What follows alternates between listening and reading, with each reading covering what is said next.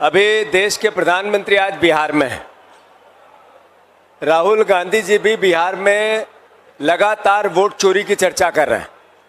तेजस्वी यादव जी जिस तरीके से सर्वहारा वर्ग की लड़ाई लड़ते हुए बिहार के सम्मान की, बिहार की सड़कों पे बात कर रहे हैं, सैनी जी के सहयोग से मैं समझता हूं कि पूरा बिहार और पूरा देश देख रहा है। साथियों, हर घर एक चर्चा है कि वोट चोरी, वोट चोरो कुर्सी छोड़ो, हर घर में से ये आवाज आने लगी है। आज देश के प्रधानमंत्री ने इस पे बिहार में आकर गया में स्पष्टीकरण दिया। उन्होंने कहा कि हम उन घुसपैठियों को निकाल रहे हैं जिन्होंने यहाँ की डेमोग्राफी को बिगाड़ रहे हैं। मतलब हम बिहार के हक और अधिकार की बात कर रहे हैं। मैं अभी आदरणीय सांसद जी ने, संजय जी ने बहुत विस्तार से बात कही। आदरणीय मोदी जी, अगर यहाँ घुसपैठी है तो उसका दोषी अगर एक मात्र कोई है तो नरेंद्र मोदी है। अगर कोई यहाँ घुसपैठी है भी तो उसका दोषी है तो अमित शाह है। 20 साल की आपकी बीजेपी की बिहार की सरकार है। मैं आपसे फिर आग्रह करता हूं, नरेंद्र मोदी जी ने देश के प्रधानमंत्री की बात के महत्व को घटा दिया है। उस सम्मान को जो देश का प्रधानमंत्री का होता है, उस सम्मान को, उस जवान की कीमत को नरेंद्र मोदी जी ने क्वेश्चन कर दिया है। याद करो वो बात, जब आज से 10 साल पहले बिहार में वोटों की बोली लगाई थी नरेंद्र मोदी जी ने, पैकेज की घोषणा की थी बिहार वासियों।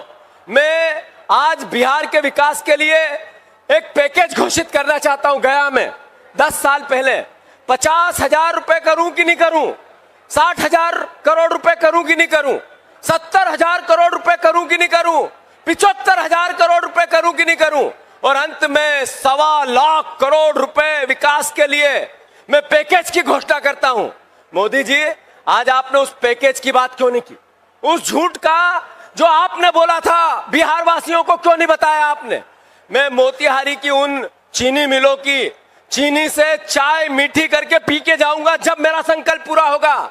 आपने ये बिहार के सामने पिछले चुनाव में कहा था, क्या हुआ उन चीनी मिलों का? मोतिहारी की चीनी मिलों की चाय कड़वी है मोदी जी, आपने उनकी चर्चा क्यों नहीं की? आपने वो चर्चा क्यों नहीं की कि इस बिहार में अगर पलायन है तो उसका दोषी नरेंद्र मोदी है? आपने ये बात क्यों नहीं की कि इस बिहार में अगर बेरोजगारी है तो उसका दोषी नरेंद्र मोदी है? आपने ये बात क्यों नहीं की कि अगर ये क्राइम है तो ये नीतीश कुमार की सरकार के कारण है? आपने ये बात क्यों नहीं की जब आपने ये कहा कि हम ऐसा बिल ला रहे हैं कि एक बिल जिसमें 1 साल तक कोई जनप्रतिनिधि जेल में रहेगा, पद मुक्त होगा और 30 दिन में, और सांसद भी उसमें आएगा। तो आदरणीय मोदी जी, अगर सांसद भी उसमें आएगा तो फिर आपका एक मंत्री यहाँ का जिनेश मिश्रा मंत्री क्यों बना हुआ है? वो तो, उनको तो सजा हुई है राजस्थान में। अगर आपका यही बात थी तो हेमंत बिस्वा शर्मा जेल क्यों नहीं गया?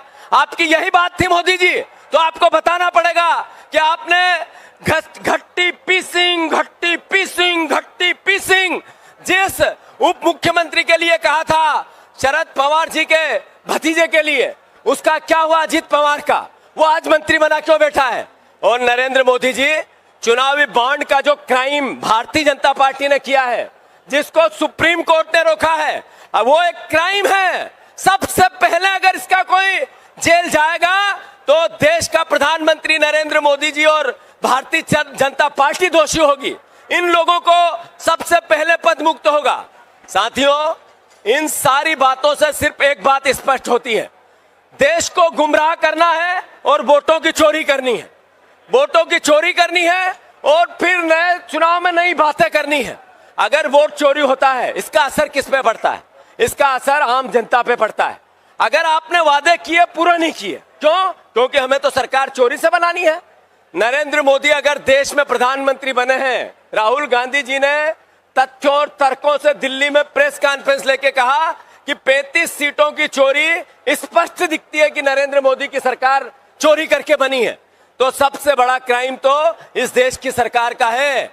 मैं फिर से सभी साथियों से आग्रह करता हूं, 2014 में एक ठगों का गिरोह बना था।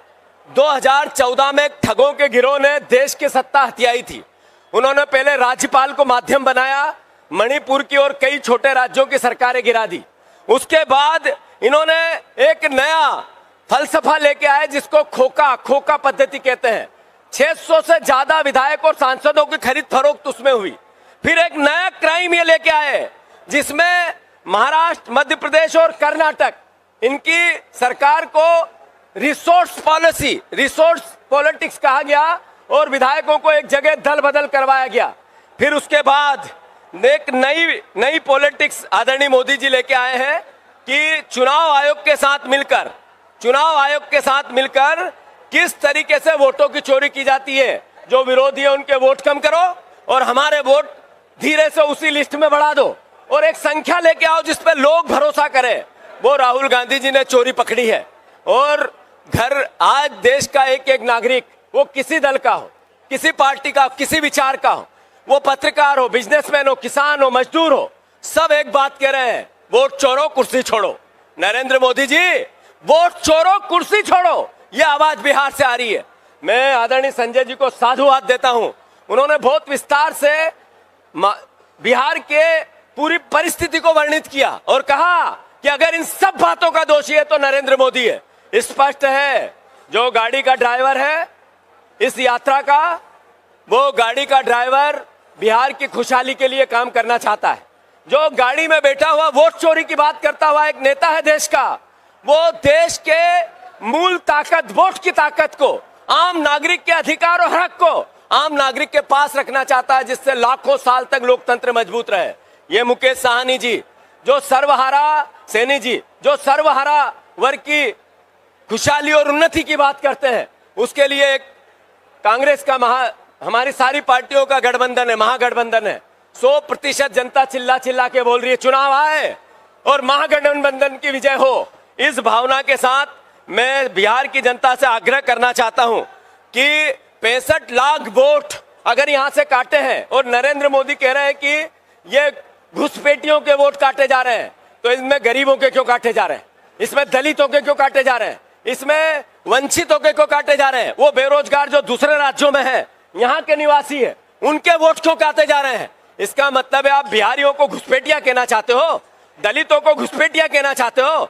आप जो वंचित वर्ग है, जो किसान वर्ग है, जो बेरोजगार है, उसको नरेंद्र मोदी घुसपैठिया कह रहा है। बिहार वासियों जानो, समझो, आपको नरेंद्र मोदी घुसपैठिया कह के गए हैं।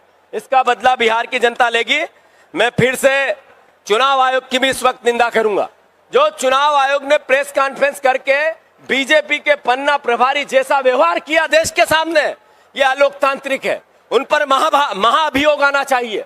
देश एकजुटता से उस चुनाव आयोग का बहिष्कार करना चाहिए जिसने बीजेपी के पन्ना प्रभारी के रूप में देश के सामने बीजेपी के प्रवक्ता बन के बात की, क्योंकि ऐसी बात बीजेपी के प्रवक्ता सांसद नरेंद्र मोदी, अमित शाह करते हैं। मैं फिर से सभी साथियों से आग्रह करना चाहता हूं कि 70,000 करोड़ रुपए की केग ने यहाँ की गड़बड़ी और करप्शन की बात कही है। नरेंद्र मोदी ने क्यों नहीं कहा कि मेरी पूरी सरकार 70,000 करोड़ रुपए बीजेपी की बिहार की खा गई? केक की रिपोर्ट किसकी है?